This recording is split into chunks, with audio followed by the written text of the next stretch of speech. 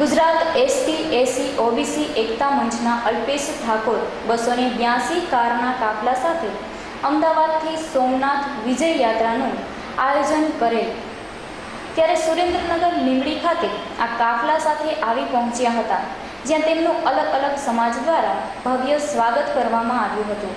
ત્યારબાદ અલ્પેશ ઠાકોર દ્વારા ભાજપ અને કોંગ્રેસ પર આકરા પ્રહારો કરવામાં આવ્યા હતા અને ત્યારબાદ સભાને 10 થી 15 મિનિટ સંબોધીને આગળ રવાના થવા નીકળી ગયા હતા।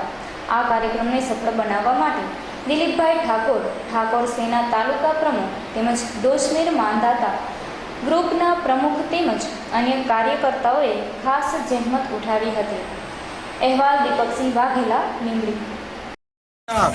विजय संकल्प यात्रा है। गुजरात में एक व्यवस्था परिवर्तन, गुजरात में सत्ता समीकरणों सेट करवा, गुजरात में बेरोजगारों ने रोजगारी मळे, गुजरात खेडूतों ने पानी मळे, गुजरात जन जन ने न्याय मळे, एना माटे सोमनाथ दादा दर्शन करवा जई रह्या छीए। गुजरात की राजनीति नवा परिवर्तन, नवा अध्याय साथेनी शरूआत करवा जई रही है। गुजरात में भ्रष्ट राजनीति नो जाकारो, वादा खिलाफी राजनीति नो जाकारो अने गुजरात में ईमानदार राजनीति, जन जन की राजनीति ने गुजरात तमाम वर्ग ने न्याय आपी शके एवी ईमानदार राजनीति, युवा नेतृत्व वाली राजनीति निर्माण थाय, एना माटे सोमनाथ दादाना दर्शन करी विजय संकनाद करी अने आवनारा समयनी अंदर महासम्मेलनों, महारेलीओना माध्यमथी 2017 ની ચૂંટણીની અંદર લોકોને ન્યાય આપી શકે, લોકોને તમામ ક્ષેત્રે આગળ લઈ જઈ શકે એવી રાજનીતિનું નિર્માણ થાય અને રાજનીતિમાં સક્રિય રીતે અમે ભાગ ભજવવાના છીએ।